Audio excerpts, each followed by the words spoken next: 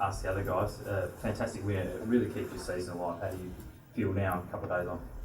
It's great. It was great to get the win. I suppose the last 3 weeks, the effort's been there and the intensity's been up, and probably been at that level that we want to play at. And the first 2 weeks, obviously, we didn't get the 4 points, and it's just great to bring those 4 points home. You talk us through that last goal of running in. Obviously, you managed to snag off the left. Yeah, it was lucky it slipped through, but there's a lot of efforts before that which made that kick possible, and we had enough time to do it, so it's good. What does it do for the belief of the group to come back from 13 points down, 7 minutes to go? Does it give you a lot of confidence going forward? Oh yeah, definitely. And like I said, the last 3 weeks, the effort, the intensity's been there, and the confidence is starting to build, and we just couldn't get the win those first two, and it was just great to finally get those 4 points. Is it perfect timing to be in that sort of form against Freo with so much riding on it now, Fremantle then Sydney, and you'd need one or two of those? Yeah. Well, look, we obviously had a tough draw, I suppose, this last half of the year, and wasn't really a concern on who we were playing. It was more at the level we were playing at, and we reviewed that at the mid-season break, and taken a few steps forward, and it was great to get the win. So looking forward to Freo this week. Who do you expect to come to you now? We've all anticipated a McFarlane All-Australian contender half back against yourself. Who do you expect might take you now in the Derby? I'm not too sure. There's Dawson's up there, and I suppose we'll have to sit down with the forwards coach and go through the possibility. But with McFarlane out, I'm not too sure. Probably Dawson. I think he took me last time as well. So. Do you feel you can stretch them a bit now, Josh, with McFarlane gone? He's a great player for him. He's a great defender, and they've got a pretty solid back line. Even with him out, so it'll still be a test for us. But if we keep playing the way we're going, we're a better chance of getting those 4 points.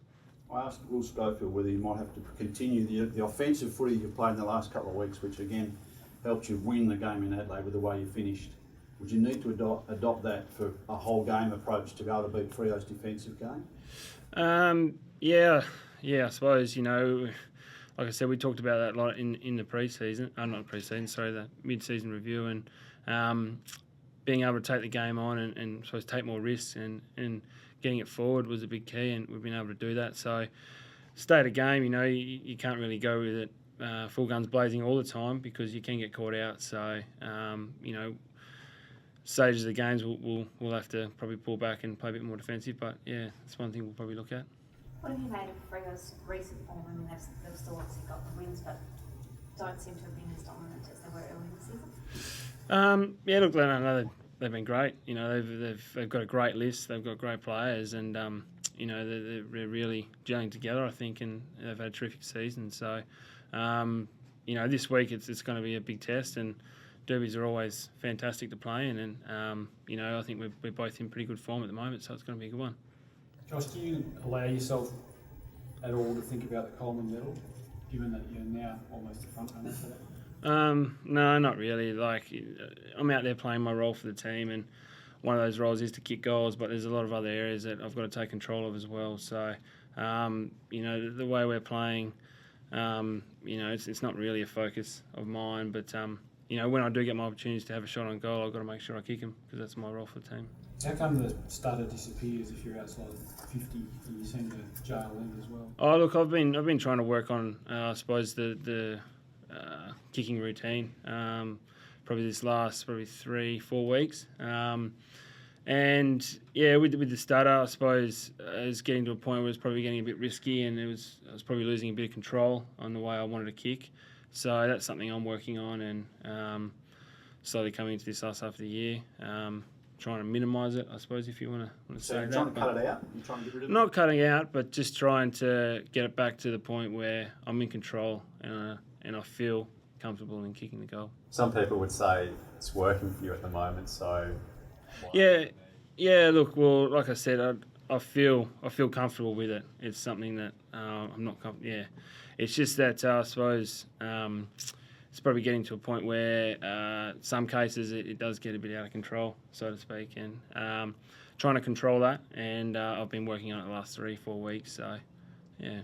A lot of kids love watching you line up for goal and do the stutter. What would be your advice to them if they were keen to mimic the kind of action and try it themselves, what would you say to them? Don't start it. No, it's a bad habit. But look, I'm a big believer on whatever works for you in your goal kicking routine, and that's a big thing I think someone passed on to me back in the day, and that's probably the main thing to come out of it is if whatever works for you, if you're kicking goals with it, do it. There's no chance you give someone a call this week to help you out, get rid of the stutter? No. Do you have a target each week? You touched then you have to keep the goals. Do you go into certain games thinking, well, if I kick a certain amount, we're probably going to win this? No, you can't. I don't believe you can go into a game thinking that. You can't go in thinking I'll kick 2, I'll kick 3, I'll kick 6. So, no, it's all the efforts I suppose that happen around the ground, and a lot of the time with the forward 50 is the defensive pressure side of things and making sure all the setups are right to give you those opportunities. But no, I don't believe you can set a target. Give me an assessment on where Jack Darling's at. I'm not convinced he's had a great season. Love him as a player and potential, but where do you see him at in terms of his role and what he's doing around you up forward? Yeah, look, I think Jack's been great. He's 21. Yeah, remember? So he's still young. He's still learning the game. It was a terrific effort for him last year to come out, and I think he ended up kicking about 50-odd goals for the year. And as a 20-year-old, I think that's fantastic. So, this year, I suppose, with a few of us all back and Coxie and Nick Nat down there as well, he's been roaming around. But, things will come with Jack, and he's still working on the game. But, he's a terrific player. He's an athlete. He's quick. He's nimble. He can take a great grab. And, it's great to have him alongside us down there. Some analysts from time to time say he could do a bit of work in the midfield like some of the other, athletic forwards. Do you think he could do that? Yeah, I reckon he could, definitely. Yeah. He's, I suppose he's at that size where and he's an elite runner. I think he ran a 6.11 in our 2K, which is up there with the top 3 or 4. So he's up there with the midfielders running. So he probably can play that role. Yeah, definitely.